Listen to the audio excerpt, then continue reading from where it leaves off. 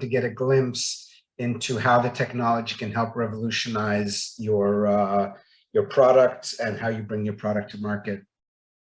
Awesome. Well said.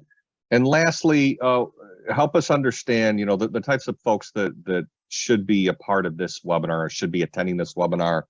Programmers, CNC machinists, engineers. Can you give us a little insight on who's going to get the most value or the most bang for their buck in watching you present this information in the very near future? Yeah, I think everyone is going to get some benefit from it. And I will start, with guys like me who are, in the trenches doing the work. The engineers are going to see the product and some hints as to how they can use it. The CAM programmers like me are going to be able to see, how the MBD is going to help them do their work. Of course, the managers and the supervisors will also see what their employees are going to be excited about doing and why they should really be bringing those technologies to their company.